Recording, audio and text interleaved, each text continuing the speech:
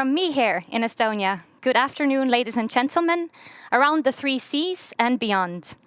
My name is Sandra Särav, and I'm the Head of Public Policy Baltics, as well as Head of Sustainability at Bolt, the fastest growing mobility platform in Europe and an Estonian unicorn.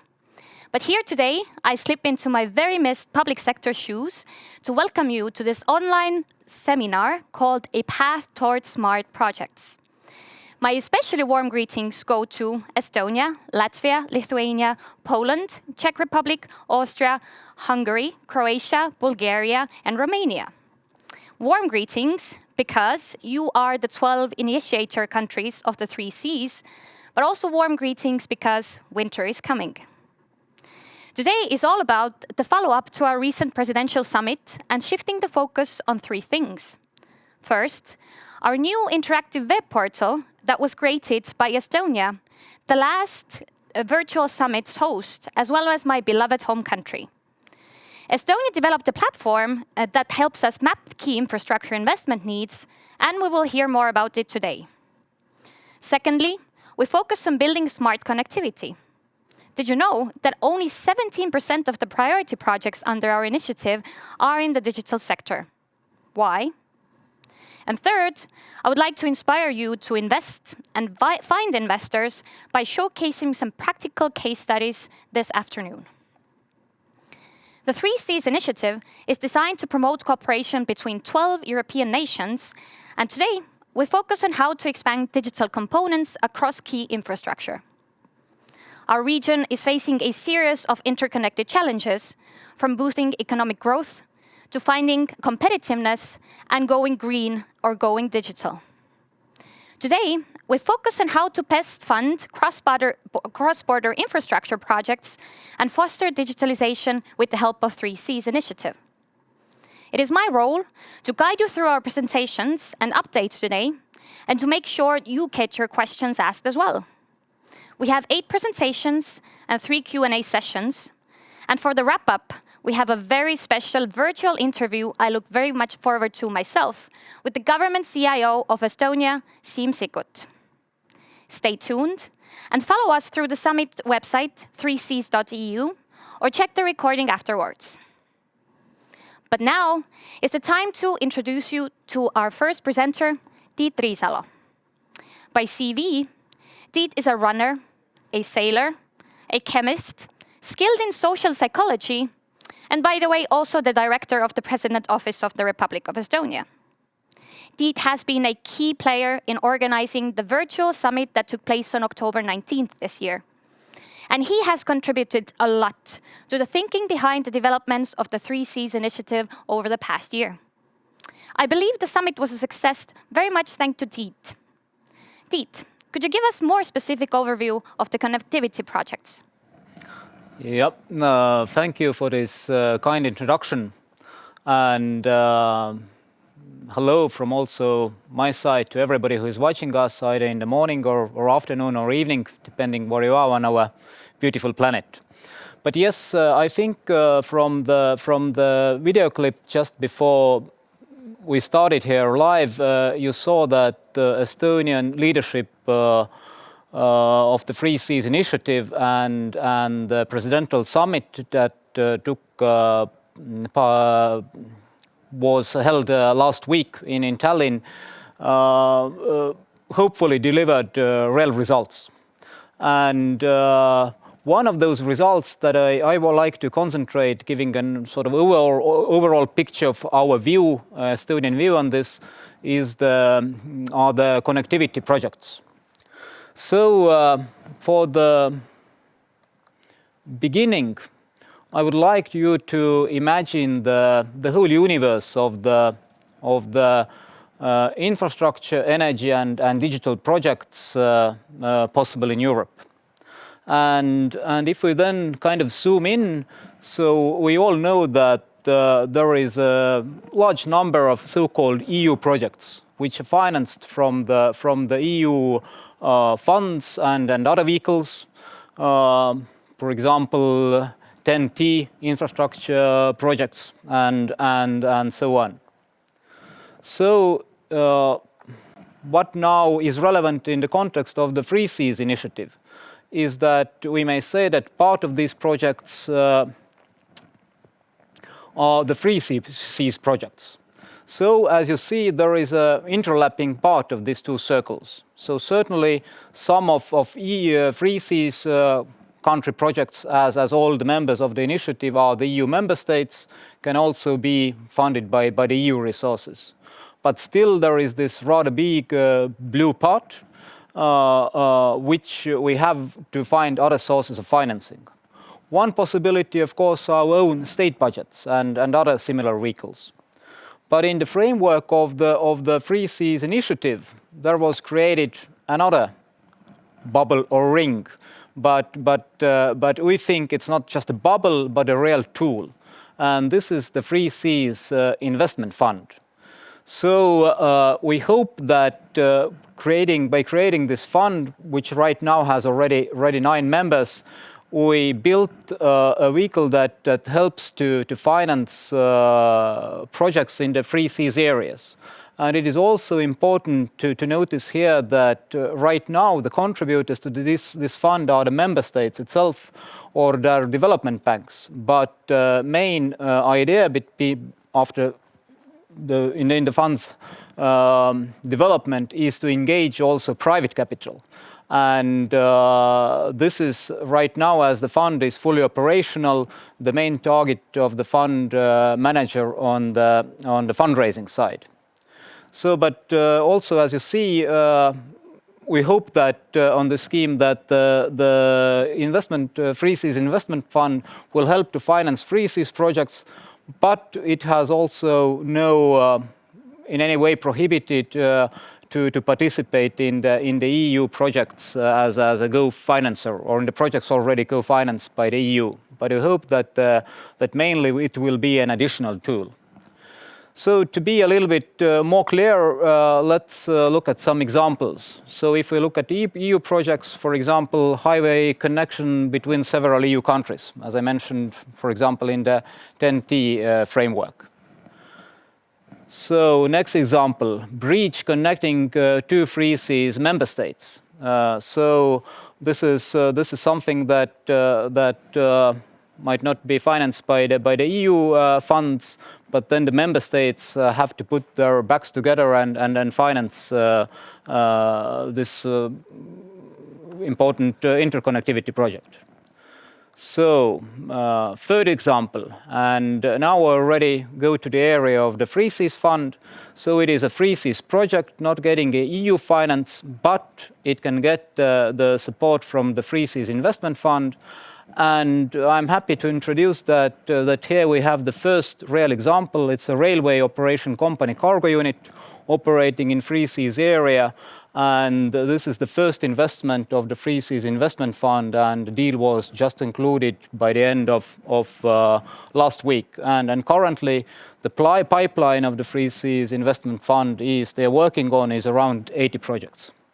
But to continue with the examples, so railway connecting Free Seas countries and other EU member states. So it's a Free Seas project that connects us with Europe, and so it could be financed also by the EU resources. And maybe a final example, here we put down pumped hydroelectric energy storage in one of the Free Seas countries. So it's this kind of projects are definitely important in energy security context in the area, and could be financed, let's say, by the EU resources, by the state budget, and then also additionally by the Free Seas Investment Fund. So I hope that looking into this whole universe of the possible projects, it helps us to more clearly understand what we are talking about here. And now the question about priority interconnection projects list, how this is related to the Free Seas world. And this list was first created for the Bucharest summit, and then respectively amended for the summit held in Ljubljana and now in Tallinn.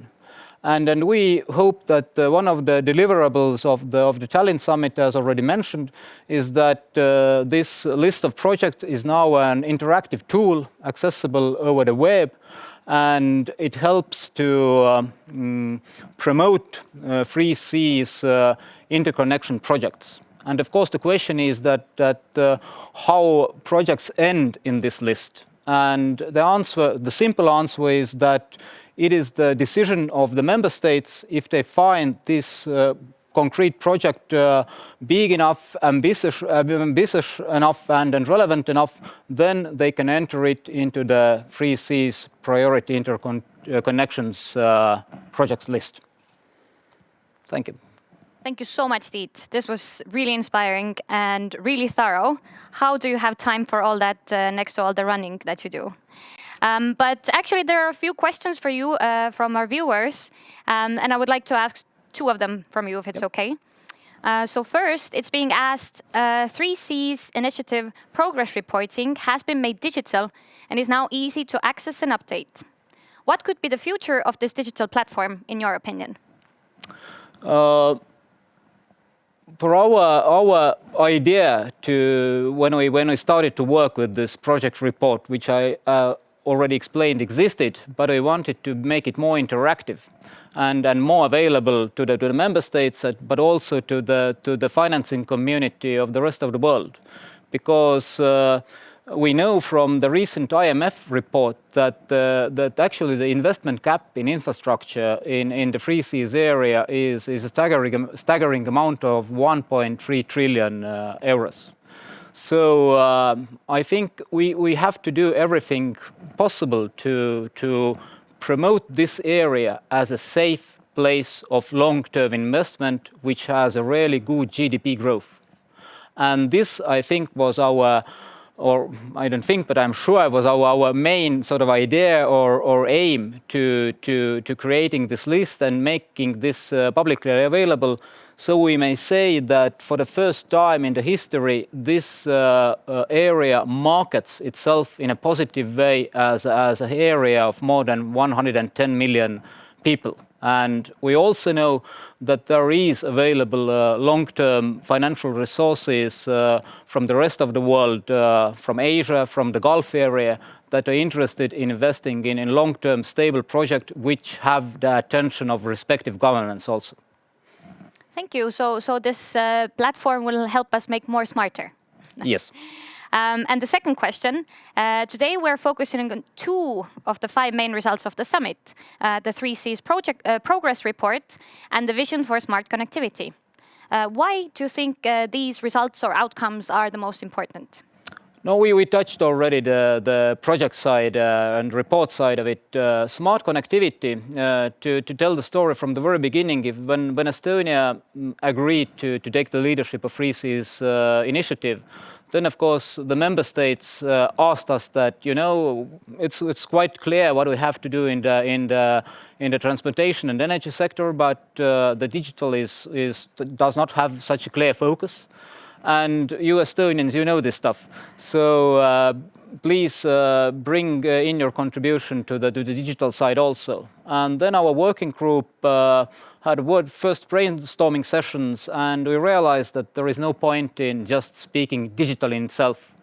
Because as we know, in the 21st century, every major infrastructure project has a digital layer. And basically it is about data. So all these objects, either roads or energy networks, they create data, and we can make most out of these investments if we plan them smartly and we use the data that these networks create in a secure and smart way that enables us to build a real useful services for our people and enables the companies like Bolt to make money. Well, thank you so much, Tiit, for these specifications. I hope the viewers got their answers to the questions. And thanks again. Thank you.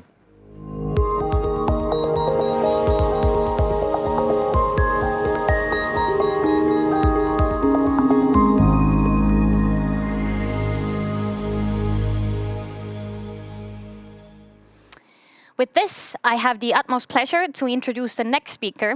When we talk about this digital platform, actually Kristel is a key person in developing this platform for the 3C's projects. So we can actually say it wouldn't exist even without her. Kristel worked with all the projects to update their status and also to collect new project ideas. She will speak about what are the key results of the exercise and how the 3Cs digital project platform looks like.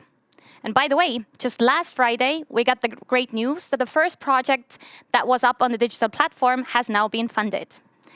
The work done by Kristel has been overwhelming, and I hope she can dig in a bit more to update us. As you can see, we have gotten to the point where the projects in the list have become very diverse and potentially profitable for the region. With these minutes given to me now, I am going to elaborate on just how profitable these projects in the list are. What can we deduce from this year's progress report, and what the progress report looks like when digitalized. This year, we have listed in total 81 priority projects to the system. This number includes absolutely all of the projects proposed by the countries, including those no longer active. Among those 81 projects, 5 are no longer active as they have been removed from the active projects list in 2020.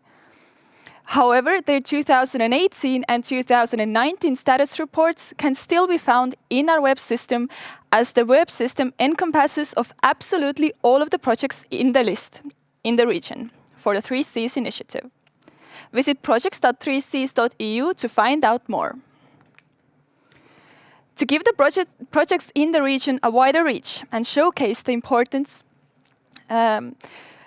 we have also added 28 new priority projects to the list. These 28 projects were added to the list this year on the request of the proposing countries. And Estonia, as the hosting country, has welcomed these projects with open arms. This summit has welcomed these projects that alone are estimated to be worth 22.62 billion euros. This is a number that makes up approximately a quarter of the worth of all projects in the region. As the host of the 5th summit, Estonia has put emphasis on expanding the projects pool, and this is simply another testament to the importance of these projects being added to the list this year. In addition to the new projects that were added to the list in 2020, we still have the ones from 2018, when the projects list was first introduced in Bucharest, Romania. In 2018, we had 48 priority projects, but this year, we have increased that number to 53. That is due to the reason that some projects presented in 2018 were actually quite large and encompassed many smaller projects within them. In this web platform, we have given the floor to each of the projects individually to make them even more accessible to the public. Additionally, 5 projects were declared as not active, thus the active original priority project number ended up being 49. This way, 48 has turned into 49 in a matter of weeks.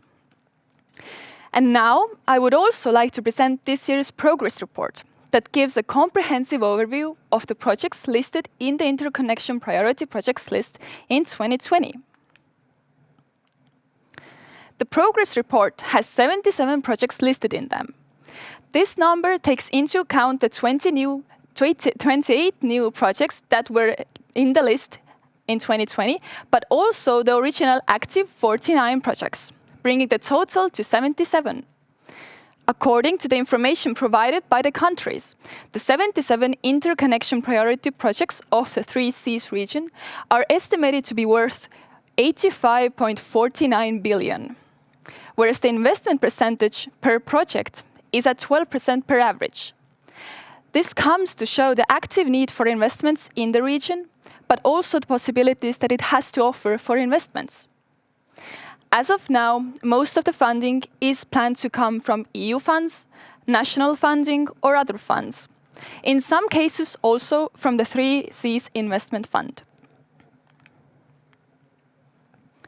Additionally, currently there are 51% of the projects from the transport sector, 32% from energy sector, and only 17% of the projects are from digital sector. As it becomes apparent from the graphs shown in the report, 51 projects are marked as registered, 14 have marked substantial progress, 7 activity reported, and we are also happy to state that 3 projects have already been marked as completed. This comes to show the progress that the projects are making on a yearly basis. And also to follow up on how the projects are evolving, we have also created a calendar of implementation with the general outlines for the projects to be found. To find out more about the projects, visit projects.3cs.eu.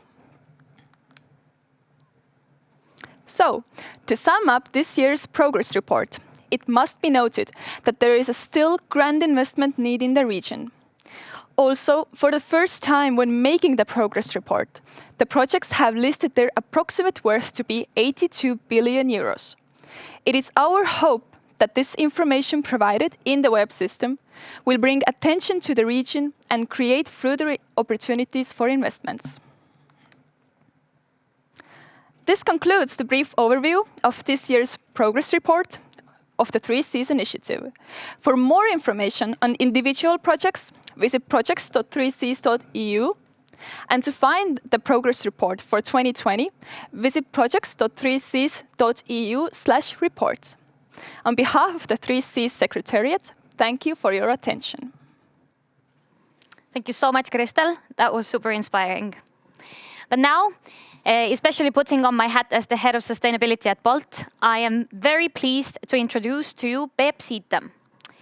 Peep is the member of the board and project manager in Energiasalv Pakri. Energiasalv is working on how to store energy in a smart and efficient way. Let's see how new business models can help to tackle challenges in the energy and climate policy and bring us a greener Europe. The floor is yours, Peep. Thank you, Sandra, for your kind introduction. Hello. My presentation is about an innovative pumped hydro energy storage technology. And based on that technology, energy storage project in Estonia.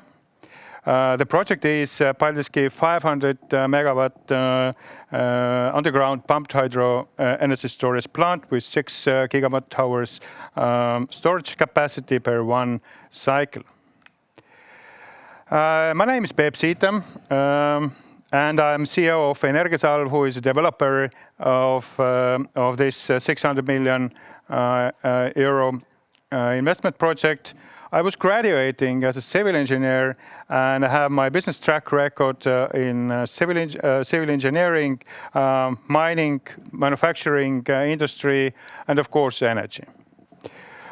This multi-sectoral experience is strongly leveraged by investors, other investors of Energiasalv, meaning by Sunly Innovations and Alexela Industrial Group. I've been for more than 15 years in energy sector, and this Paldiski project involves pretty much the most important lesson I've gained during this period, meaning creating synergy between different economic sectors is a key in building up competitive businesses nowadays. During 12 years of developing this project, we have reached to a technology which we have named Zero Terrain, which is used also in Paldiski project. But that the video we are prepared to do introduction of this technology. There is no doubt that solar and wind power are here to replace fossil fuels. However, the key question to the power puzzle is how to store the excess energy. Currently, pumped storage power plants make up 97% of the world's storage capacity. It is cheap, mature, and large-scale technology. Challenge, however, is the need for mountains, which significantly limits suitable locations for pumped storage plants worldwide. We have solved this problem by developing the Zero Terrain technology. The technological innovation of the Zero Terrain is the placement of the lower reservoirs into the Earth's crust and using the rivers, lakes, or larger bodies of water as the upper reservoirs of the storage plants. By removing removing the need for mountains, storage plants can now be built in areas near electricity generation or consumption, thus reducing the need to build long power lines.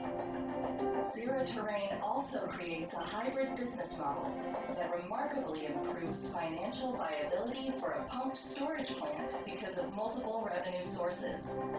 In addition, the capacity can be easily increased if necessary, with a significantly smaller investment than in the mountains. Zero-terrain technology is certainly a huge step forward in energy storing. Zero-terrain can store large amounts of energy, affordable in places where it was not possible before. This helps the world to transform from a fossil-based to zero-carbon economy. Zero-terrain, the geotechnical pumped hydro storage solution. Storing energy like never before.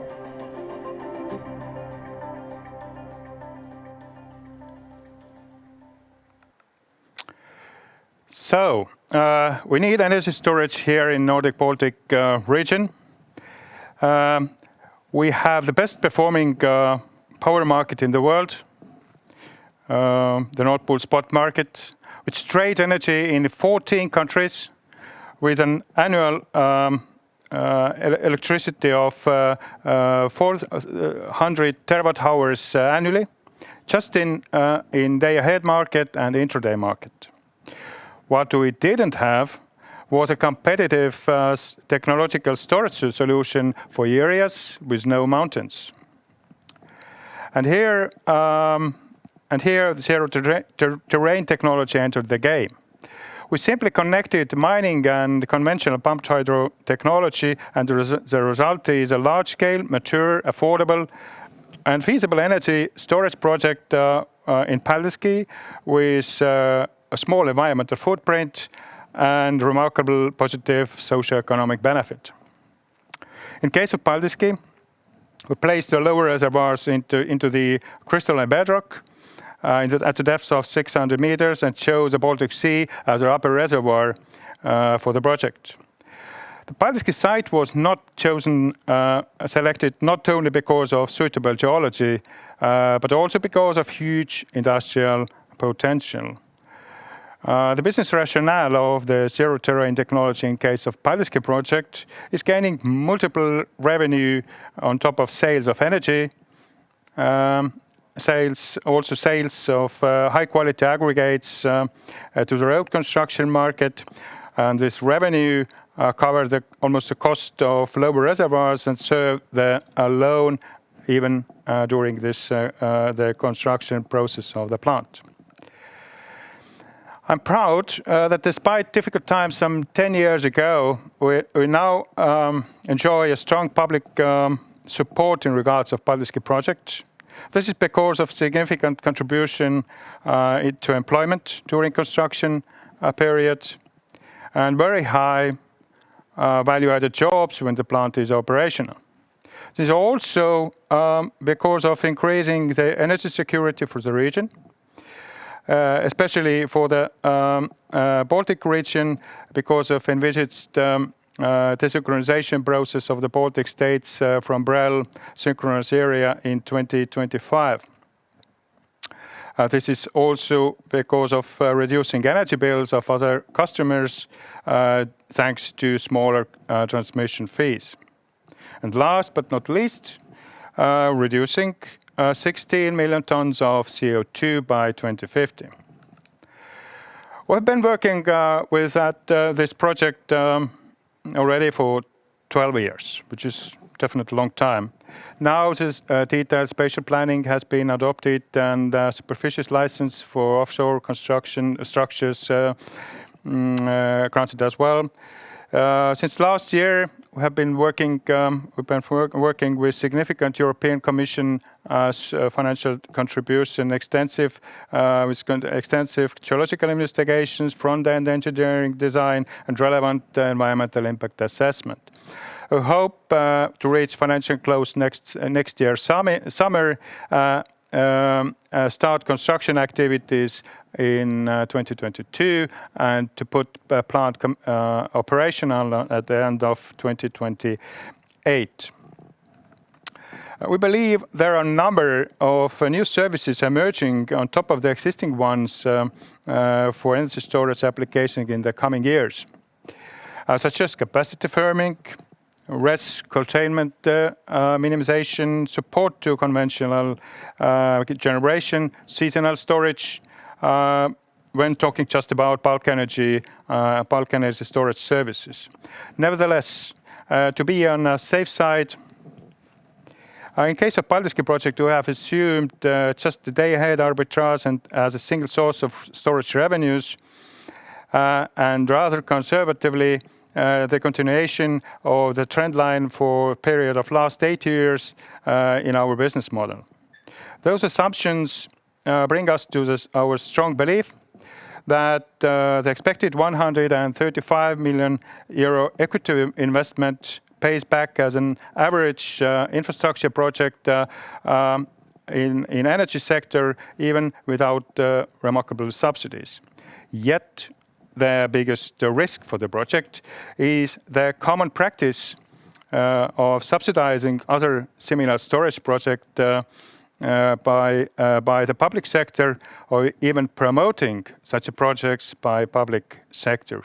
Therefore, we are currently working with solutions to mitigate these risks in regards of our project. We call on investors interested in energy transition to show up their interest to structure this 600 million euro project, which can easily be extended and duplicated in other parts of the world. So thank you for listening. Here are my contacts for further discussion. Thank you.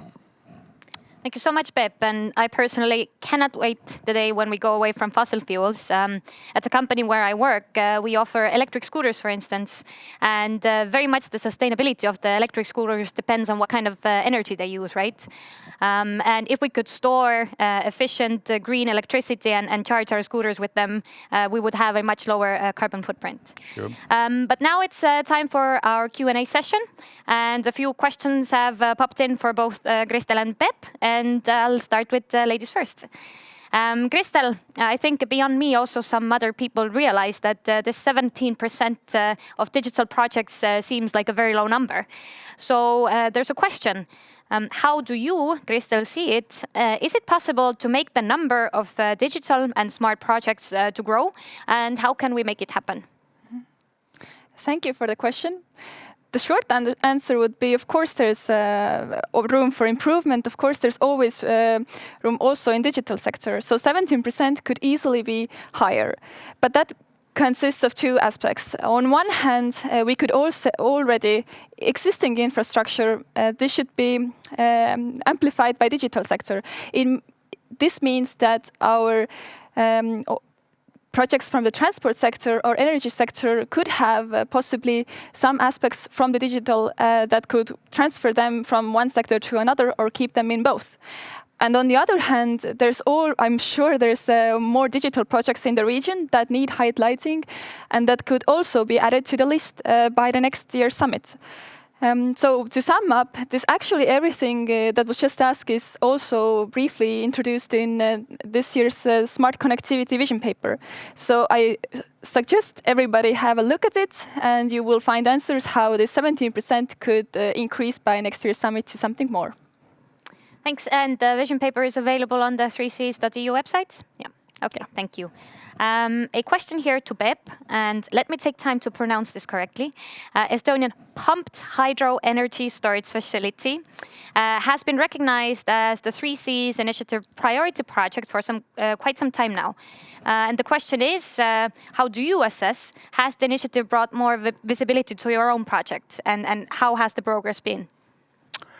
Oh yes, the short answer would be yes, because what I really like in this initiative is that that's focused on bringing up projects which are actually lighthouses for the rest of the region, and being as a PCI project, I mean European Union project of common interest. this initiative gives us even more visibility, and that's why we really welcome of going on with this initiative. Yeah, answer is yes. So you would recommend it to others? Yeah, sure. Okay, well, you two can have a chat on how to bring more digitalized projects on the platform, and maybe Pep can give some tips. And thank you so much, both Kristel and Pep.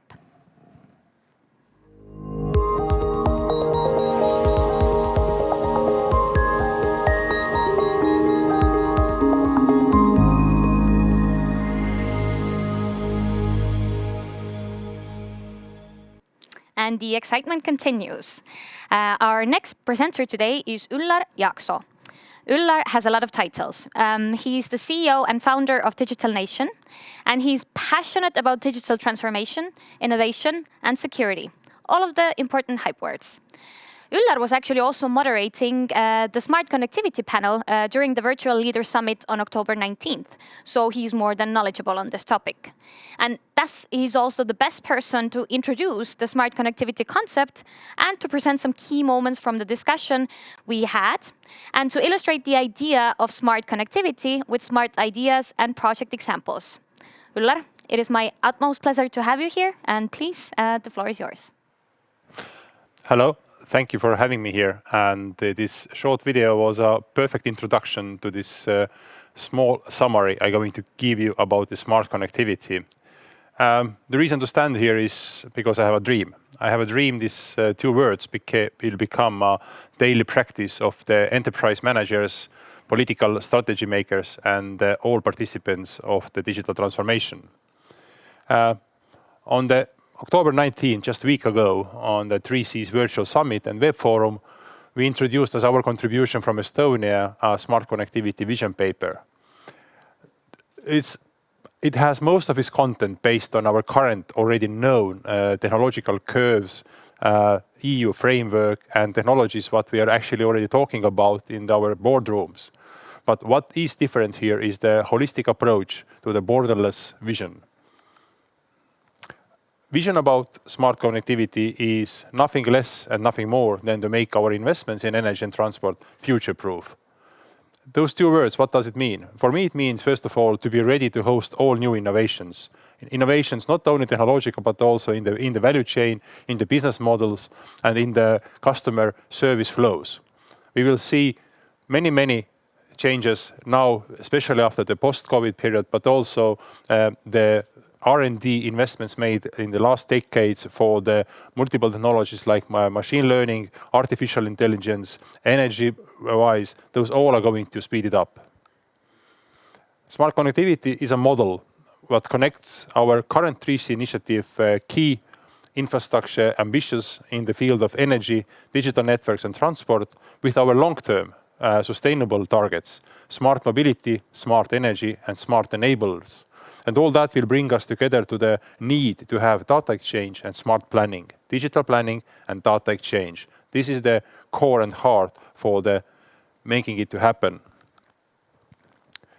On the path, on this roadmap, we are somewhere in the middle, on the middle of the task, but not in the middle of all the work we have to do. The end goal, the green growth for a smart connectivity is known, but now it's time to coordinate our approaches and share our visions and discuss those visions. And I hope this year, from this summit to next summit, will be an intense dialogue about this vision and our abilities to implement it.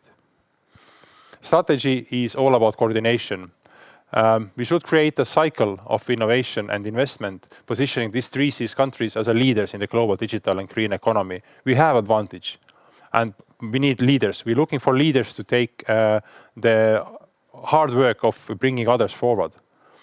If you look at the McKinsey latest report on the Central Eastern European digital challengers, you will find a lot of facts supporting those advantages what was just mentioned. We are growing faster, we have less legacy systems, and we are hungry for success. We have seen so many unicorns born in this region. We see so many ambitious plans still built on the old enterprises and the new companies.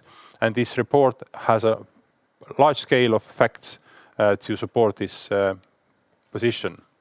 Today, in my short presentation, I will focus only on one pillar of this region transport infrastructure. We will not have time today to talk about the energy or the digital network, but let's focus just for the roads. Everybody understands those.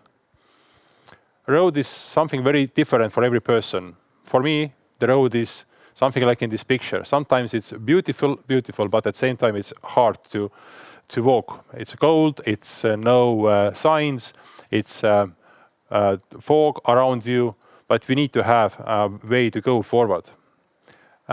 Big picture shows that from the very car-centric societies, we are moving to the multiple mode transportation.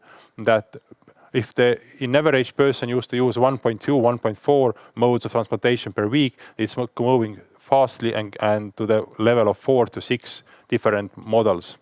And mobility as a service is definitely one way of achieving that. But talking about the roads, I think we have to talk about all corridors of transportation. For example, flying and drones.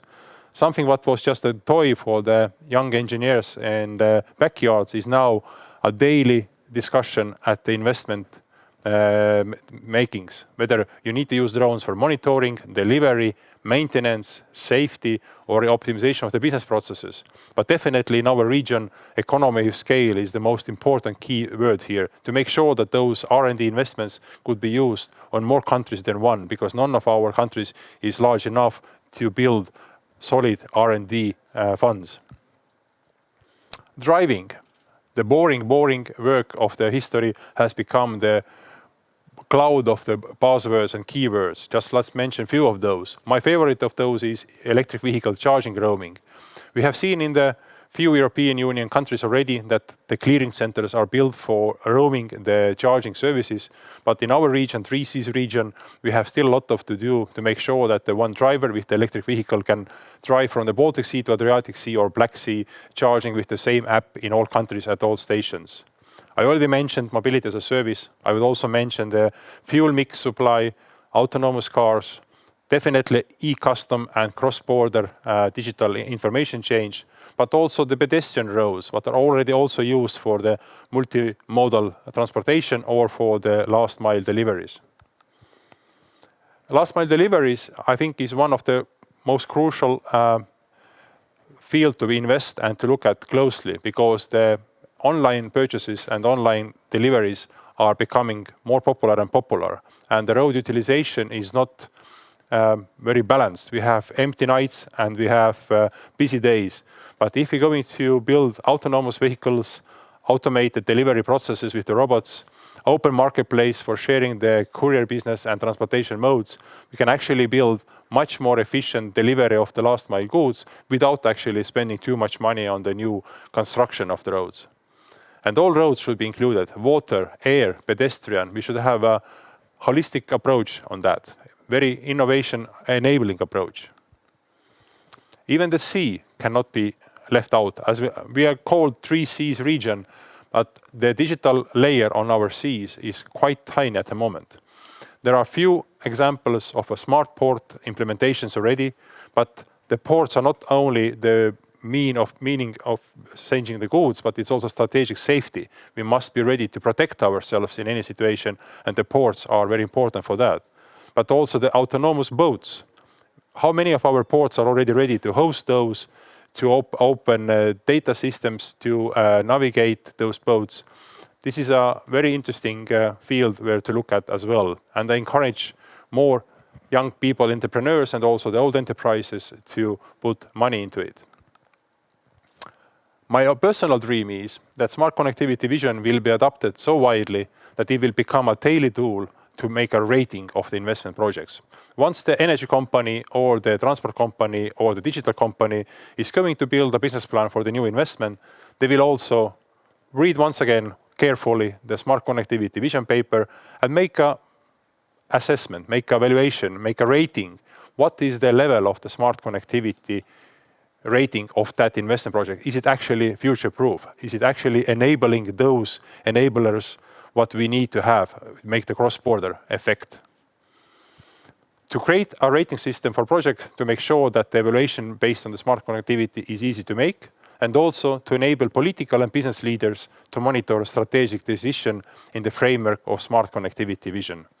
once the decisions are made smartly and based on the facts and analysis, I think we can enjoy very soon in the future situation where we have just more time for green life. And I think that's a nice target to have, a nice reason to put more effort on implementing the smart connectivity vision to our daily lives. Thank you very much, and looking forward to have your questions. Here are my details, my email, and please feel free to contact me. Thank you so much, Üllar. That was very interesting. I like the keywords that you used. Make ourselves future-proof, use our weaknesses or so-called weaknesses in favor of us, such as having no legacy. And I think we can only learn from this. But now, our next guest comes from a field where you might think digitalization is not an everyday quest, but you're wrong. Truth be told, being smart has a lot to do with how we plan our buildings. Jaan Saar is the head of Digital Construction Department in the Ministry of Economic Affairs and Communications. From what I've heard, it seems that the construction sector has been one of the hardest actually to digitalize. However, Jaan has seen the digital twin and hopefully can demonstrate the beauty of it all to us. It all starts from smart planning, I guess. Am I correct, Jaan? You are absolutely correct, Sandra, and thank you for the introduction. It is a pleasure to be here today to tell you a little bit about what we're doing in Estonia regarding smart planning and digital twins. To begin with, we already have a good position to start from. We have a fully digital building registry, which manages all the building permits, construction permits, usage permits in Estonia. So all of them go through a digital process, which is a very, very good benefit for us already, and this has been running for years. But it's not perfect, so we are looking for ways to improve it. Because when we launched this new registry, new service back in 2015, it was modeled after a paper-based process. And now we are moving beyond that. So we're really redefining how we manage building permits and the planning process in general.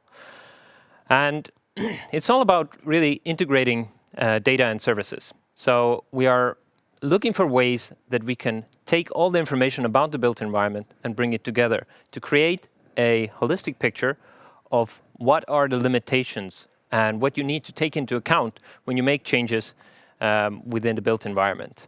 And the key kind of umbrella term for this is the e-construction platform. And the aim or the vision of this platform is to enable lossless exchange of standardized and trustworthy data between all stakeholders throughout the building lifecycle. So we're not talking only about construction, we're actually talking about the planning, everything that goes into even before planning, during construction, during design, handover, maintenance, and up to the end of a building's life, which is either renovation, recycling, or demolition. And we are not doing this just for digitization's sake. We're doing this to make better decisions.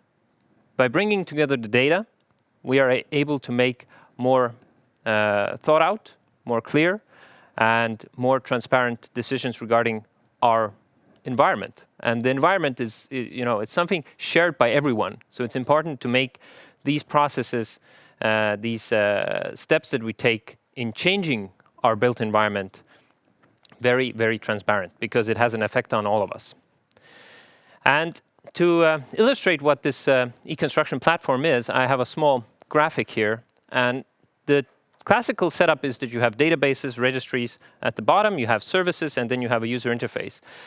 This is a setup of the building registry we have now. So it has several services, including building permits, start of construction works, which you have to notify electronically via the registry, etc., etc. But we are now expanding beyond that. So we are moving to adding a utility network database. This also includes 3D capabilities.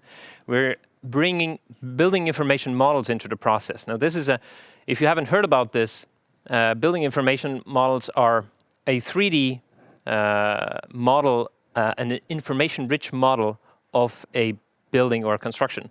And 3D, the visual part, is only half of the equation. Actually, it's all about the data and the semantics in there. And then we come to the digital twins, which I will show you in just a little bit in more detail. And we are also moving from our own ministry's kind of scope outside and doing a lot of teamwork with a lot of other ministries, a lot of the other departments. And this also means the planning process, the zoning process, which is managed by another ministry. We intend to bring those services also on this platform. And this means connecting a lot more different registries, databases, but we're not creating a super database. We're using a distributed network, and we're relying on our existing e-government infrastructure that's already has been built and has been in process, in use for years and years, and has proven itself. And the last bars on the left and the right, which are colored in pink, these are the opportunity for the private sector to bring their services also onto the platform. So essentially, when we're talking about the e-construction platform, it's not a system in itself. It's actually a set of rules, a set of agreements. It means we have a common architecture, a common language, and a common philosophy. And the main point of that philosophy is sharing. So you use others' data and you enable the use of your data. And when we think about it that way, then the platform is really the collection of these services on this service layer. And it doesn't matter who owns the service in the end.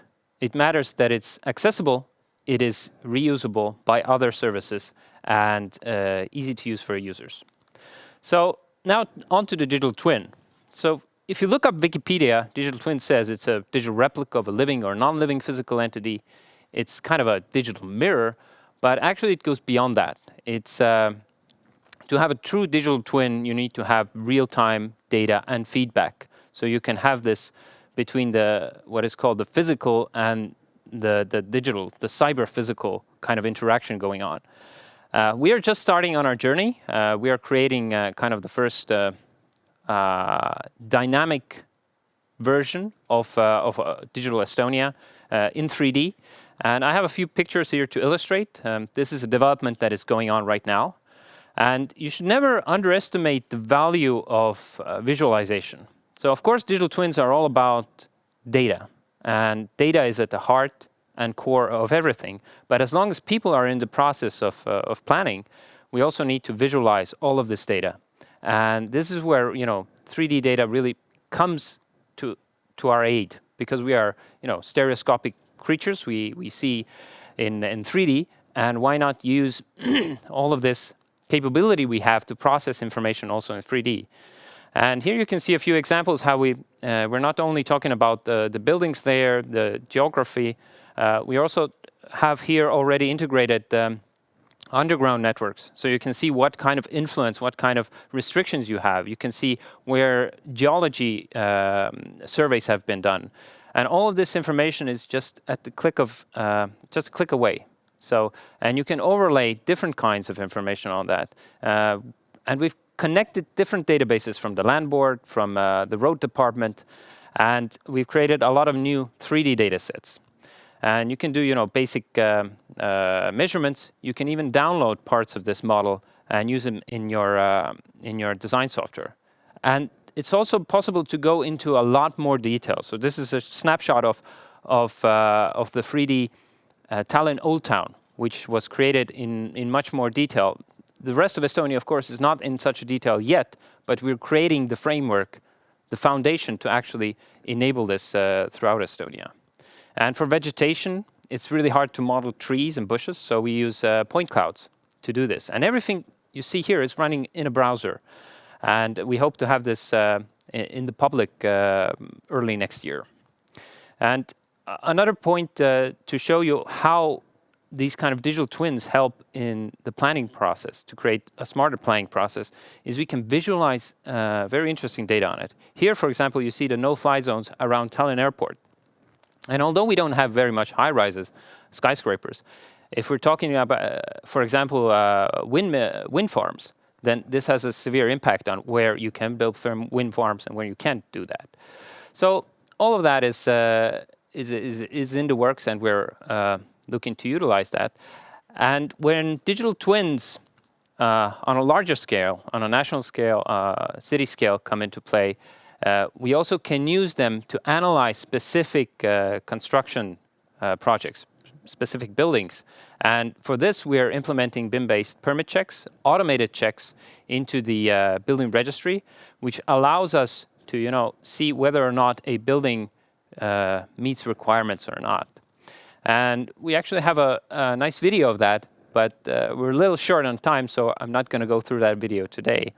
What I want to talk about and what really clicks with this Free Seas initiatives, in my mind, is actually the underlying language, the digital language. And in construction, this is what we call classification.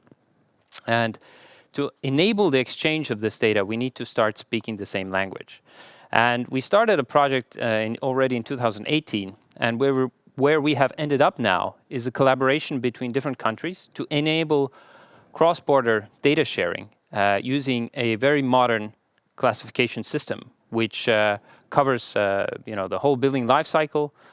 You can use it for maintenance, for design, and it doesn't have all the details, but it kind of ties everything together holistically. And this is something we really hope to promote and invite other countries to join as well. And with that, I would like to thank you for your attention and have a great rest of the webinar. Very impressive, Jan. I would just bring out a few points that I especially liked. When he said that they're not doing digitalization for the sake of digitalization. I felt that. Actually super happy that you're working on this, guys. But next, I am very pleased to introduce Raul Kallaste. Raul is a guy who definitely doesn't have his head in the clouds, but he knows a lot about cloud technology. And cloud was the word used heavily throughout the virtual summit as well. And data centers are a critical component of our modern ICT infrastructure. Raul is the head of sales of business development of mission critical facilities, a company focused on securely storing our data. Let us unlock the potential of data and data centers. Raul, will you please do us the honors? Thank you, Sandra. Great to be here. As Sandra told you, my name is Raul Kallaste, and I'm from a company called MCF Group Estonia. MCF, it's short for Mission Critical Facilities. That is what we do. We provide a safe home for mission critical IT infrastructure. And this is our vision for the smart connectivity of the 3 Seas region. In terms of IT infrastructure, in this case, I mean fiber optics and data centers. Most of the 3 Seas region is heavily underdeveloped in these terms.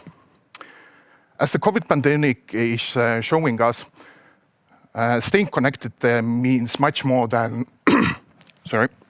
railways, bridges and roads, especially when the borders are closed. We need a stronger new foundation for IT services in the 3 Seas region, in each and every country.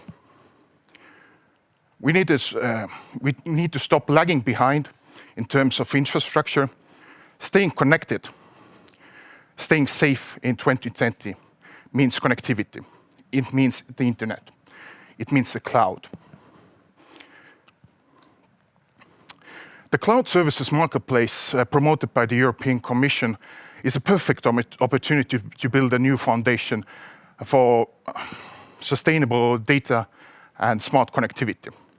Cloud services need a new generation of data centers to operate in.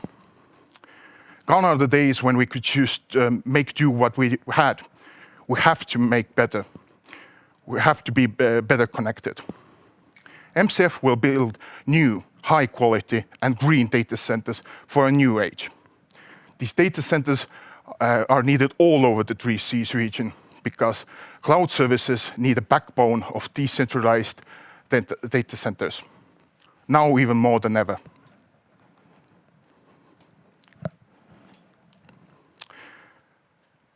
So, how do we get our data centers greener?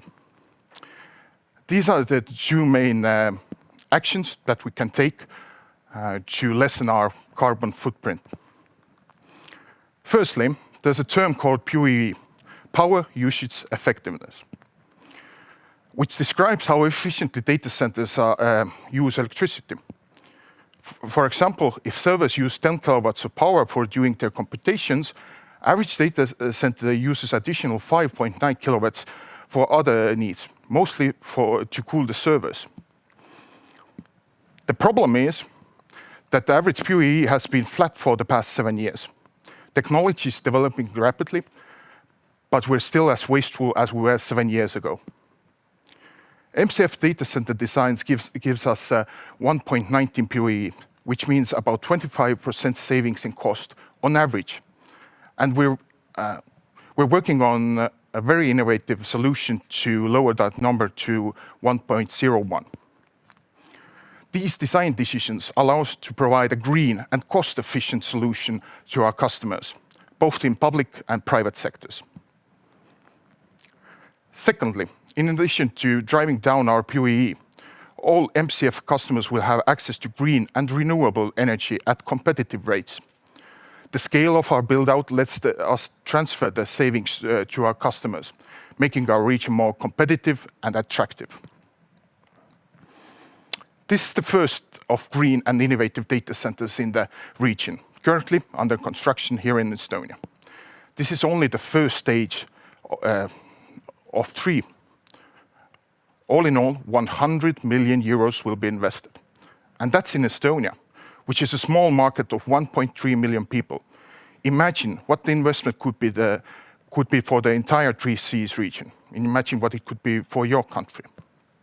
We have an opportunity to grow our region's security, to grow our economies with smarter jobs, and reduce our carbon footprint, all in the scope of renewing the foundation of our digital economies. At MCF, we're sticking at what we know. So the massive layer of different services in the data center will be provided by locally established IT companies and, of course, state entities. This allows us to use the best practices from experienced players from the marketplace. This allows us to deploy faster than we could if we would do everything on our own. And most importantly, to create the level playing field for exporting our services outside of the region. As we all know, investments in infrastructure are cost efficient at scale. MCF provides the scale, and 3 Seas countries provide the companies who will export their services using MCF as a platform to do so. Our reasoning here is, why should we compete with the local companies when we could cooperate with them instead? New, smarter, greener data centers are the foundation for sustainable data and smart connectivity. And we, at MCF, will lead the way as a lighthouse at the stormy seas. Thank you. Thank you so much. And this gives me the pleasure to introduce our next speaker. We will have a Q&A session later. The next presentation will focus on interoperability. So if now we were talking about security of data, we will continue our discussions with how to make this data online, shareable in a secure way as well. Our next speaker was actually there when history was made. The first cross-border data transfers between 2 governments, Estonia and Finland, took place some time ago. Sometimes it's not enough when data is stored and just secured. We have to use it to get value out of it, just like our president said earlier. Even more, we have to put different data sets to work closely together and understand each other in order to make the most out of data that we have. It's called interoperability. Ville is the CEO of NIS, the Nordic Institute of Interoperability Solutions. So he has to know everything about interoperability, the data exchange, and possibly also something known as the X-Road. Ville, please. Hello, my name is Ville Sirviö and I'm the CEO of NIS, the Nordic Institute for Interoperability Solutions. It's my pleasure to be talking to you about X-Road and sharing a little bit about the history of X-Road, the way how we develop it nowadays, and the future plans for the development of X-Road. When we talk about X-Road, let's remind ourselves that it's an open source solution, it's a free solution for any country, any organization to implement. And when we talk about an open source solution, it usually means that it has a user community. So with X-Road, we also have our X-Road community, a global community of users, which has its roots in the cooperation of Estonia and Finland. In 2015, a group of X-Road enthusiasts in Estonia and Finland gathered together, and they had this kind of small-scale meetings, having a bunch of people going to have a sauna and swim and a beer and talk about X-Road and gather together occasionally. This picture is from 2015 meeting in Estonia, when the events still used to be small fireside events. When NIS started facilitating the community in 2017, we actually started to activate it by providing more and more opportunities for people to give their input on X-Road development, to have their say, to get to have a talk online, and our main tool for doing that was actually Slack, which already existed. And we started making Slack known to the users in other countries as well. And by 2020, the number of X-Road community members has grown up to almost 1,000 members. It used to be less than 100, now it's approaching 1,000, and we expect it to grow. But what is making it still to grow continuously? I would say it's the way how we develop X-Road, how we listen to the users, how the development is user-centric. It's about the involvement of the users, how we get them activated to participate in the development, to provide feedback. We are listening to them, and once the product is getting better and better, we get more users, we get more community members. So that's how it's growing. And the previous live event we had on X-Road was in Helsinki, Finland in 2019. In that event, we didn't only have presentations and panel discussions, but we also had workshops for the users. So we were providing opportunities for having a say. And the feedback we have been receiving about these workshops has been very encouraging, that people actually want to have more and more that kind of activities instead of traditional presentations. And when we have been doing surveys on the topics, what people would like to hear, it's very much X-Road related content that is popping up. So people are willing to talk about X-Road, really to put all the focus on X-Road, and that's usually why they come and join. The user community is global, as said, and in this map we can see how X-Road is being used around the world. We have implementations in several countries, we have ongoing plans to implement, consultation phases for X-Road implementation, and so on. The most active spots, as you can see, are in Latin America and Caribbean region, also in Asia. It's very active around X-Road right now. In Europe, we are seeing an increasing number of X-Road implementations. Besides NIS members, Estonia and Finland, also Iceland and the Faroe Islands are using X-Road already. In Germany, there was an X-Road implementation earlier this year. And in Spain, we have an ongoing project and looking forward to have X-Road implemented also there. And the users of the X-Road are not the only group of community members. So we have users, developers, we have operators of X-Road environments. We have lots of decision makers, e-governance experts who are interested in understanding X-Road better. We have students and researchers. We are very active in research as well. NIS is collaborating with several universities, and we are welcoming also new research projects. And we have also lots of very creative people. I'm joking that we have some mad inventors and lunatics. We have people coming out with really crazy ideas, and this is something that we love. It's wonderful to have people who really have creativity, who have ideas for the future, how X-Road should be after 10 years of time. And these are the people we listen very carefully when we think about the long-term roadmap. We have to be open for any new ideas, we have to be listening very well. And what we have learned is that very often those ideas which first sound like something, it's like a joke or it's like just crazy mad idea, those very often come reality. So let's be careful with all ideas. Let's take all ideas seriously at first. We can see later what comes out. Besides our community, we have something called X-Road Technology Partners.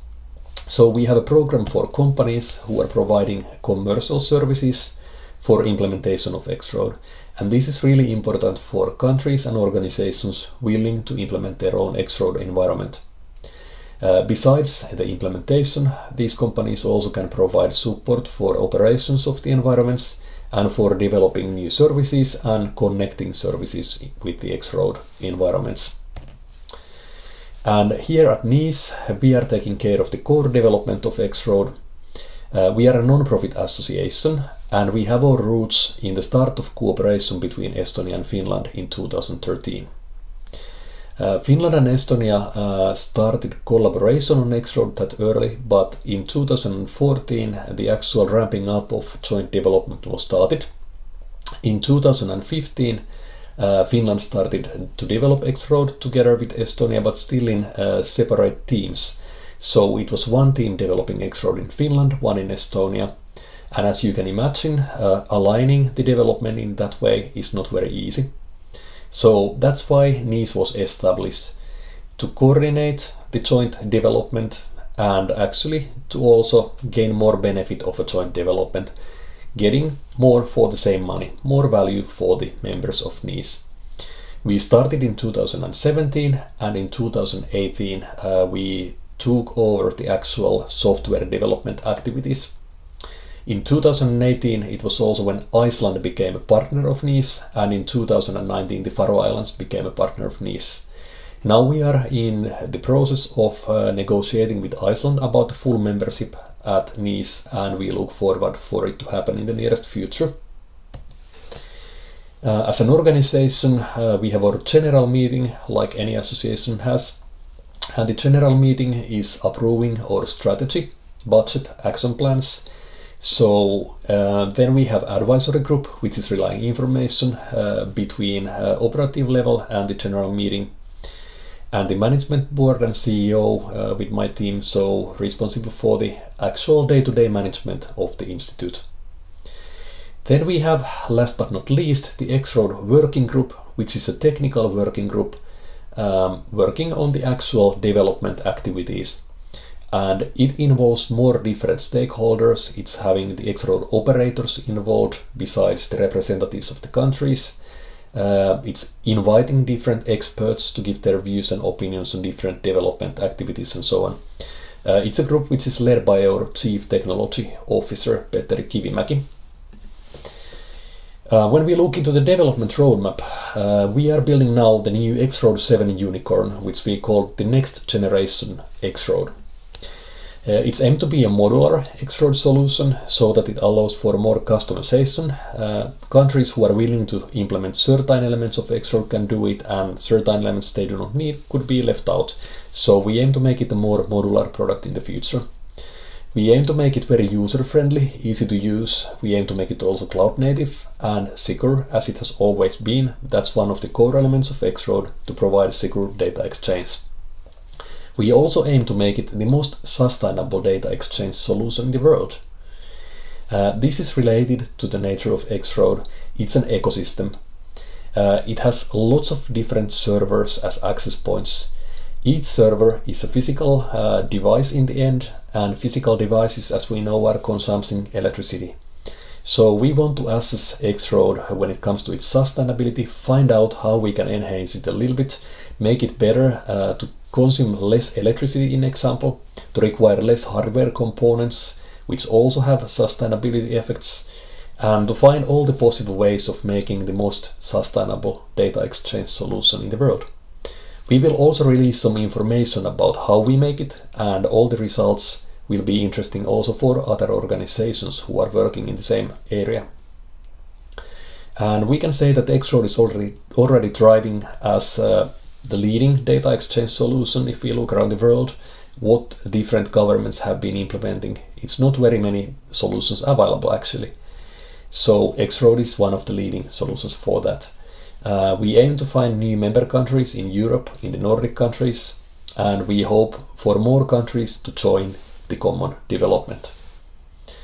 The X-Road 7 said it's going to be the next generation solution, but we started already in 2018 planning a little bit how we do it. So in 2019 we initiated the research, started making user interviews, finding out what kind of features are required, what should we do in the next versions, how should we change it. We have received lots of user feedback and the work still continues. In 2020 we have been working on the look and feel, we have been working on the visual style, we have been working on the UI of X-Road, and we have been building the backlog of new features. It doesn't mean that everything would be coming out with the same version 7 immediately. We are releasing a little bit of new features in every release we are giving out. It's usually 3 main releases per year and additional releases as required. We aim to come out with the beta version of X-Road 7 in the end of 20. So by the end of the year you should have something to try already. And we aim to make it fully backward compatible so that it doesn't require lots of effort for the organizations using X-Road to go to the next version, unlike it was with X-Road version 5 and 6 when a bigger project was needed to upgrade from 5 to 6. Now it's going to be very smooth and full backward compatibility. In 2021 we aim to come out with the actual release version. But to summarize X-Road, what it is and why should one use it? As said, it's free and open source. Anyone can implement it for free. Anyone can use it. It's under the MIT license. We develop it fully in a transparent way. We want to share all the knowledge about X-Road. We want to help everyone to implement it, and yeah, that's the way how it should be done. We want to help any country to avoid a vendor lock-in situation with their national data exchange solution. That should never be the case. Any country should keep its national data exchange, its core infrastructure, in its own hands as much as possible. And this is what X-Road is helping with. It's truly international. You can find plenty of countries that have implemented it. You have all opportunities for having discussion with different countries and organizations and finding out the different ways of implementing X-Road. So it's peer-to-peer support available. It's one of the few solutions. You don't actually find many solutions available for that kind of data exchange. And X-Road as a feature has a built-in cross-border data exchange solution as well. It is possible to connect 2 X-Road environments with each other, allowing for a very smooth cross-border data exchange. We have published a few case stories about that, which you can find in the X-Road Global website. X-Road 7 is aimed to be EU compatible, so we make it to work smoothly with e-delivery, in example. We make it to work smoothly in regard to GDPR. So that's also a benefit of X-Road. You don't have to think about it separately. Your data exchange solution is already supporting that idea. And it's co-created with the community, so we receive lots of feedback, lots of enhancement requests. We receive all kind of ideas around X-Road. So it's all benefit to our users. It's all benefit to the countries who are joining NIS. And we aim to make it sustainable, which is also important for every one of us. So I'm welcoming any country interested in X-Road to have a chat with us. We can always talk about the possibilities to cooperate. We can always talk about the opportunities for countries to join NIS. We look forward for new countries to do it. We expect to see new European countries joining NIS. And let's do it together. So everyone is welcome. Please contact us. Let's have a talk. Let's make X-Road the best solution together. Thank you for listening to this conference presentation, and I wish you a pleasant day. Thank you. Kiitos, Ville. It's good to hear that X-Road 7 will be sustainable. And let's hope that for X-Road 7, the 3 Cs are the new Nordics. But for now, to our last presenter before our final interview, and I'm super pleased to introduce Arti. Smart connectivity aims for smart services to be developed and introduced to the market, to make our services more efficient. We use so much automatization and are so data-driven in the sector these days that we perhaps should call the transport sector the mobility sector instead. One data-driven last-mile mobility operator is Cleveron, and I'm proud to present Arti Kütt. Arti is the SME sales manager at Cleveron, and he has been called curious and determined by Estonian media. Arti, can you tell us what kind of a problem is Cleveron solving these days? Hello. Yes, I will share you today Cleveron's plan for the last mile delivery ecosystem. Let me start with the question that what do you think, what is the most inefficient, most expensive, most time-consuming and polluting part of the whole supply chain? Yes, it is a fuming diesel truck that weighs a couple of tons and which makes last mile delivery just to hand over one single t-shirt or a bag of groceries. And we are here to tackle it. Cleveron has been developing and producing automated last mile delivery solutions since 2007, when we started with smaller parcel lockers and we moved further with bigger robotical parcel machines. And in cooperation with our newest home lockers and semi-autonomous delivery robots, all our solutions together will make the whole last mile delivery ecosystem serving our biggest goal, to save time, which is most expensive and the only non-renewable resource we have. Today, Cleveron solutions are represented in more than 20 countries and in more than 3,000 locations.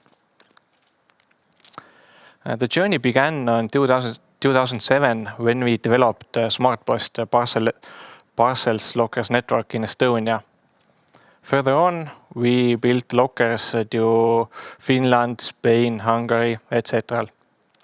And in addition to traditional logistics companies, retailers like Decathlon are using our solutions to automate their click and collect operations. In 2011, we started developing robotical solutions. And 2015, we started cooperation with Walmart, the biggest company of the world. And Walmart has today more than 1,500 Cleveron 401 parcel robots. Zara and other retailers are using Cleveron 402 parcel robots, which can handle more than 3,000 packages per day. Last year, we came up with Cleveron 501 grocery robot, which is meant to hand over groceries, and several clients from Europe, Australia, and US are piloting this solution already. E-commerce trend is showing that about 90% of all trading will move to online by 2040. It includes also groceries. We have been asking from our customers that where would you like to receive your online orders? And the answer is at home or as close to home as possible. So we have made their dream come true. With Cleveron's home locker, your orders are already waiting you at home when you arrive there. So we have been piloting this solution for a couple of years already in Estonia with small networks. And at the moment, we are evaluating the plan how to cover the whole Estonia with home lockers. Okay, we have the big commercial parcel machines and the home lockers. So part of the infrastructure is ready. But the biggest problem, heavy and polluting delivery van, these are still on our roads. I hope that most of you agree that the future belongs to self-driving vehicles. But we just cannot jump over there. 100% autonomous vehicle is too far away at the moment. Plus, transporting people with autonomous vehicle is much more complicated comparing with transportation of milk and bread. And this is the reason why Cleveron's first step is semi-autonomous lightweighted delivery robot. We have been developing and testing it already for several years. And within a few months' time, we hope to start with public service with it. I will share you a quick video how our automated delivery robot looks like. So there she is driving on the roads of Finland.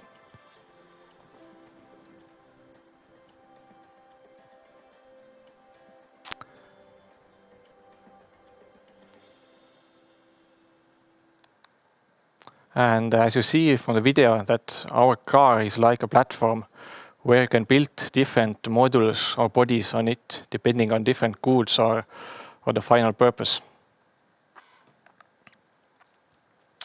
So we are really glad that some parts of Estonian public sector is very open-minded and helping us to find ways how to implement new technologies.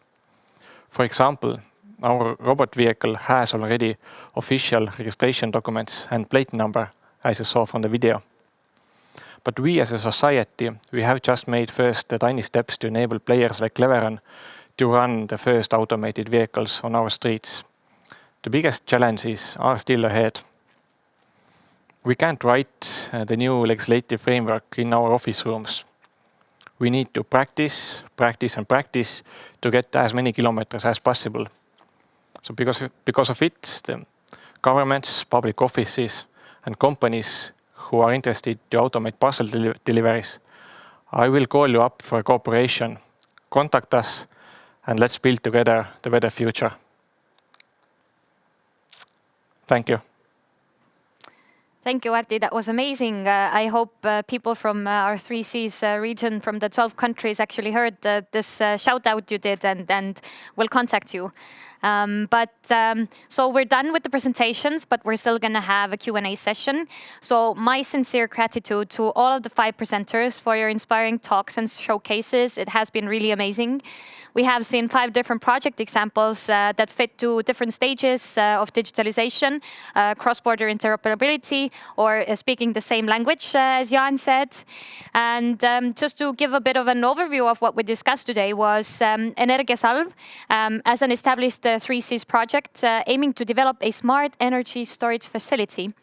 The digital construction or smart planning initiative to design our infrastructure smart from the scratch. Mission critical infrastructure, demonstrating the need for smart cloud facilities. NIS, demonstrating the need for data alone is not enough. We need interoperability solutions. And Cleveron, as an example of providing and developing smart mobility last mile solutions. So I have a bunch of questions for you guys. And I would like to start with the last presenter, Arti. And there's a question for you. I guess someone was really inspired. Asking, what are the preconditions for smart ideas to grow and go global? First of all, you need idea and vision and the problem what to solve. And to have a team and just start making first steps. And about the global market, you need to think and act globally. I have here a good example that last week we took about 25 people, the key people of Cleveron. We had 2 days hackathon, so-called. And we thought that when we would focus on Estonian market for 1 year, what would be the best result, what we would get to get just in Estonian market. We got pretty beautiful picture. And then we thought that what would be, let's say, after 10 years time, when we would focus for the global market. In our mind, the global market is about 1.5 billion people, which is our target market, basically in North America, South America, Europe, Australia, some part of Asia. And to get outside of, let's say, our small bubble. And this big picture was pretty beautiful. Now we just need to make some steps and start moving onto it. Thank you. On the same line, Raul, do you think Estonia is big enough for you? Actually, we don't. We never thought about our project as an Estonian project. It's always meant to be export oriented, and no, we're actually kind of hoping that if we would get half of our customers from Estonia for stage 1, we would be really lucky. But we have some. Clients already from Southern America, from all over Europe, from some requests from Asia, and even some from Africa. So Estonia has done a great job branding themselves as a gateway to Europe, and we're kind of cutting the fruits from there. So no, Estonia is not big enough for us. Thank you. A few questions for Jan. Is really smart planning the beginning of everything and every infrastructure project? Well, that's a very good question. Obviously, it has to start from digital first. So we have to really look at what we have and try to simulate and analyze before we actually put shovels in the ground, before we start pouring concrete. Because every decision, every change we make in later phase of a building life cycle, the more costly it is. So definitely, I would say smart planning is the beginning of everything. Thank you. And actually, there was a follow-up, which you almost already covered. Somebody asked, if and how do these developments affect the price of the housing market for the end consumers? That's also a very good question. If you would, I would answer that it would affect in a positive way. And it's not only about the price, but it's actually about the quality of the space we're talking about. So you can always deduct everything down to the euro or the dollar, but in the end, it's not so much about the cost, but about how pleasant a living environment we have. And this is, I think, much more important than the cost. But it will come down as well, the cost, I think. Yeah, just let's make sure that the end user doesn't have to pay, literally. But Arti, how difficult is it to teach a car to drive by itself? When it would be easy, then we would have self-driving cars already here at the moment. Okay, that was a quick enough answer, but another viewer wants to know, you are from Viljandi, so probably they Googled you. Are you going to make Viljandi the capital of self-driving cars? We hope so, at least. As I said in my presentation, that we hope to launch the public service with self-driving vehicles or semi-self-driving vehicles in Viljandi pretty soon. So it's interesting times ahead. Thank you, and I think things are looking good for Viljandi. But Raul, someone asked, is there a limit to the development of data centers? Can there be something as too many data centers? That's a really tricky question.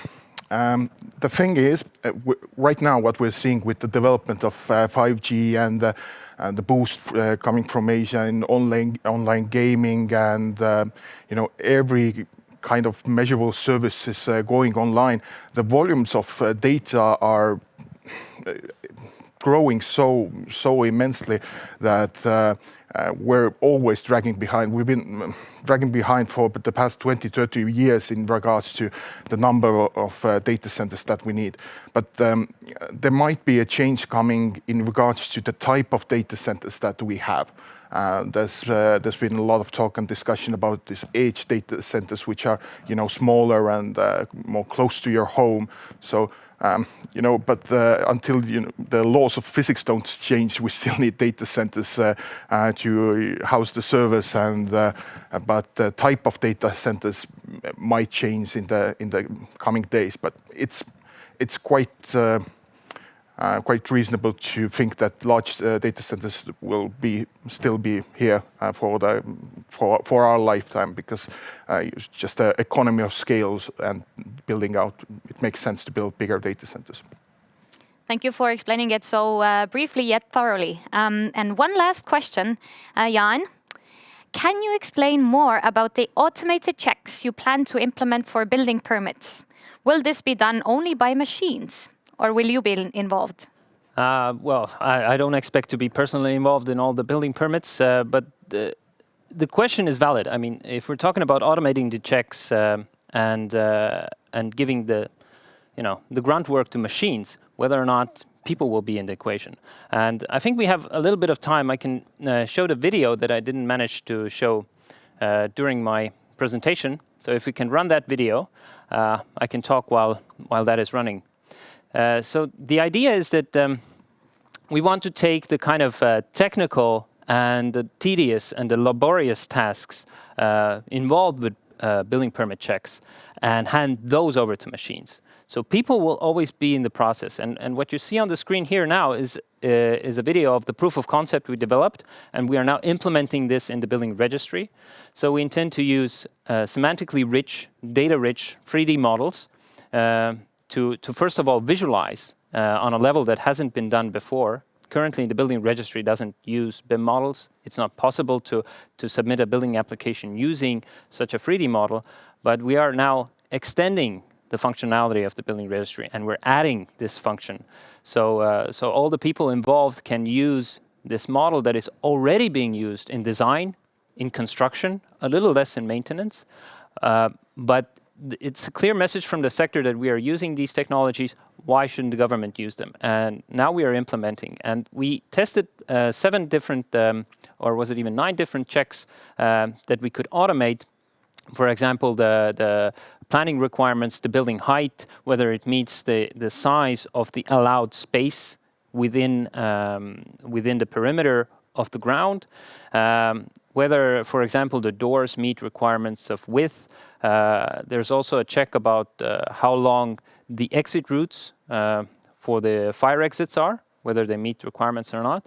And it's interesting to note that many of these checks are not just rule-based, that we check a number in the model.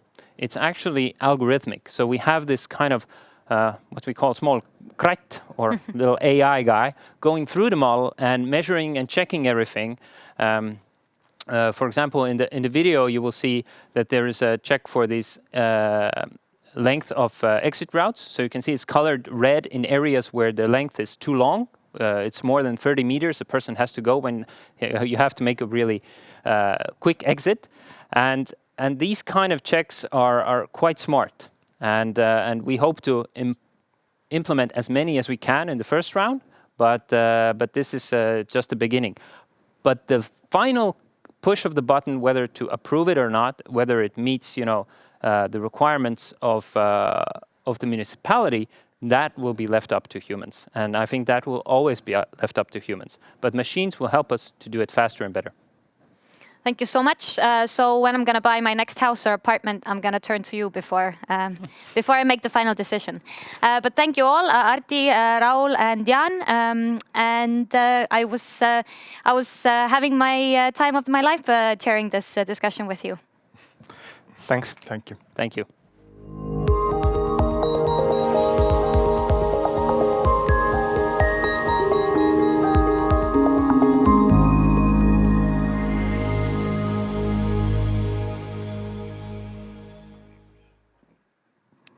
And now for a wrap-up, it's my personal pleasure to introduce Siim Sikkut, the acting government CIO of Estonia. Siim has been making tremendous effort to transform our digital ideas, make them go cross-border and global. Siim has also helped us to develop the smart connectivity vision and has certainly some of the most valuable insights on how the digital future of the 3Cs region may look like. Siim, you have been working with the smart connectivity vision. How do you see it fits with the plans to digitalize our societies in the 3Cs region?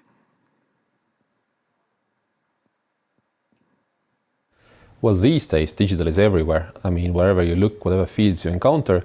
And that was really what underpinned the smart connectivity vision, to say that, look, if we need to bring our region, 3Cs region together, for example, by making sure that energy and transport and everything's interconnected, we have to look at how to bring it together digitally as well. And for example, the thing that obviously digital means and what unites is data. So we need to have data flowing, data to be securely stored. And data is also something that obviously the next useful ideas, services, projects will be built upon. So it means that we literally can have the next things that interrupt us, how we do transport, how we do energy. And what is clearly important, of course, in the 3Cs initiative dimension is that all the things we're talking about in smart connectivity have a cross-border dimension. So it's not just enough to digitize within our countries only, but also to look at how can we reap digital benefits across the borders, connecting our ecosystems, connecting us digitally in transport, in energy and beyond, to make sure that exactly services can flow in the whole of the region. I see you're doing this chat with me from the ministry, actually. And regarding this, the development of some key digital enablers, also referred to in the Smart Connectivity Vision paper, are directly under you or in your portfolio. And this includes the EID, for instance. What do you think is the potential of a strong digital identity or electronic identity, and how to unlock the power of data? what we have seen really from, I guess also from Estonian experience and what we have proposed in a smart connectivity vision is we need to look at sort of 3 layers of enablers. First of all, indeed, just like you ask, digital ID, because we need to be able to trust the users who, for example, log into systems, or we need to trust if we sign something digitally, or even if machine-to-machine interaction happens, identity is the basis of all of that for secure transactions, be them energy flows, transport flows, whatever else like that. Secondly, we need data exchange. We spoke before that data is the glue that brings digital to life and integrates things and services together. Well, data-wise, we need to have ways to securely transmit data and bring it together as fast as we can. And thirdly, what is underpinning all of this is, of course, cybersecurity as an enabler to make sure that trust fundamentally is there. Without trust, there cannot be digital economy, digital society, or even smart connectivity for that matter. So cybersecurity brings trust, I think. And indeed, cybersecurity is also one of the key concerns of the smart connectivity vision. What do you think? How to ensure that these challenges do not hold us back? Well, we have a very frank view on this in Estonia. Just do it. So basically, it comes down to that cybersecurity is the important other side of the coin in terms of being and going digital. It's just something we have to invest in, something we have to do, something we have to jointly do also across the borders, because that's what allows us to be digital in the first place. And it's not just about aiming for the common least denominator in terms of security, but actually together we could aim for the highest of standards and making sure that we have enough capacity and capability, for example, in the whole of region to jointly encounter the cyber risks that are only growing around us. So long story short, in a nutshell, it just comes down to this is something we have to do because that's what allows us to be digital in the first place. Something we have to do. I like it. Thanks, Siim. And lastly, in what direction are our digital societies currently going? And what do you think, how can the 3Cs initiative and the region itself contribute to making the ICT as enabling as possible? Well, speaking very largely, if we look at, I guess, the trends in a macro sense, then it's all about going seamless. It's all about going proactive. It's all about making sure that, life, digital becomes an ingrained part of life that we don't notice if something is built on technology. Things just happen smoothly for us. As an entrepreneur, as a citizen, as, somebody just traveling from one country to another in transport mode. Secondly, clearly, it's all about not just, somehow making it proactive and seamless, but also this means that data has to flow and data has to flow in real time. So what we have seen is that the real-time economy is more and more a thing to aim for. It's not enough just to have transport data, energy data flow, but do it instantly, because then we can reap the benefits of integrated markets, integrated transport corridors, you name it. And thirdly, when we speak just purely technology-wise, clearly a lot of it revolves around artificial intelligence. In Estonia, we see that there's many ways how AI can finally now take us to the next level in terms of efficiency and productiveness in the whole of economy, also in the value chains, for example. So reaping that on a regional level would even amplify the benefits we could get. And I think in a nutshell, it all comes down to this very simple message: is like offer ideas, bring out ideas, try things out, bring projects, because that's how 3Cs initiatives can help us. It can give us a fertile ground to test and bring to life useful new services that in the end will make the whole region better and smartly connected. Thank you so much, Siim. It was such a pleasure to see you. And I like how you always say that you're trying to make the government seamless. So you're trying to make the government get rid of you, actually. But as Siim said, it's important to bring out more project ideas and then find financing for them. And thank you for the viewers for staying with us. I would like to make a few closing remarks now. Today, we have had a closer look on the 3Cs Initiative Progress Report and how it has a potential to serve as a gateway for smart projects to attract partners as well as investors. We have dug deeper into the smart connectivity vision to frame the digital dimension of the 3Cs initiative and to show the way towards smart enablers, smart energy, as well as smart mobility. We have had 5 different project presentations and examples which fit to the different stages, fields, and the ideas of smart connectivity. We need more projects like this, like Siim said. Go out and pitch your projects. And so I call you to find further connectivity gaps in our infrastructure, to think digitally and smart from the start, to come up with more projects in the field of digital. We cannot be remaining to have only 17% there. To think about cross-border cooperation and challenges along the way. And finally, to make smart choices in order for the 3 Cs to become a smart region. An announcement to make, as the aftermath of this very successful webinar, actually smart connectivity itself will be a main theme for the Tallinn Digital Summit in the autumn of 2021. Looking forward to seeing you there, and thank you so much for staying with us. Have a good evening.